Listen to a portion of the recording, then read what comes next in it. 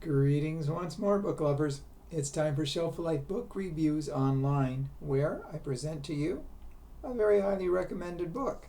And today's book is The Search Party by Hannah Richell. This is published by Atria.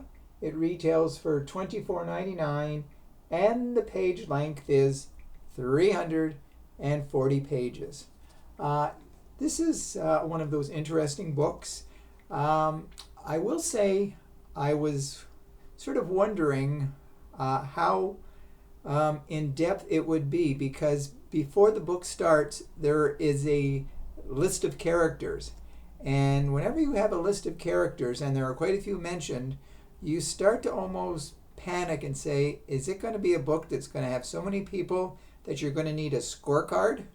Well, you don't need a scorecard, but I will admit there are quite a few characters.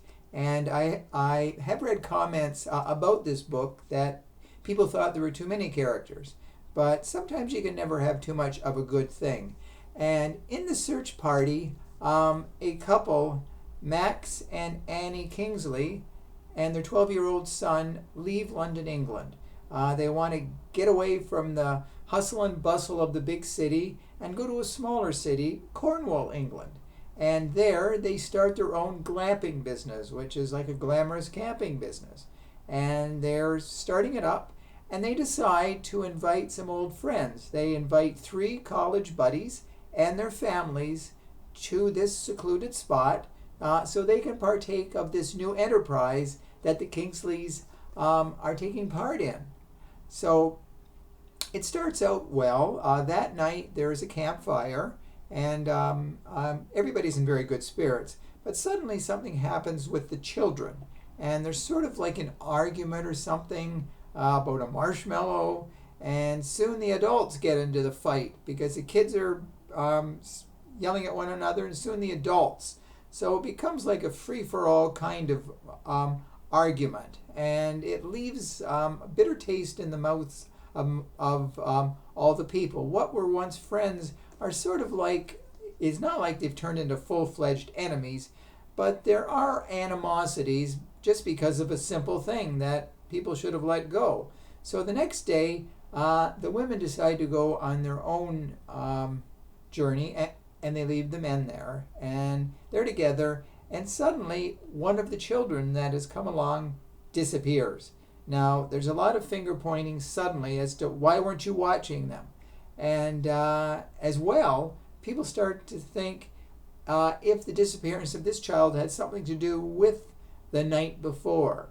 So the police are called, and soon there's suspicions as to one of the group members was responsible, or a stranger came to the area, somehow found it.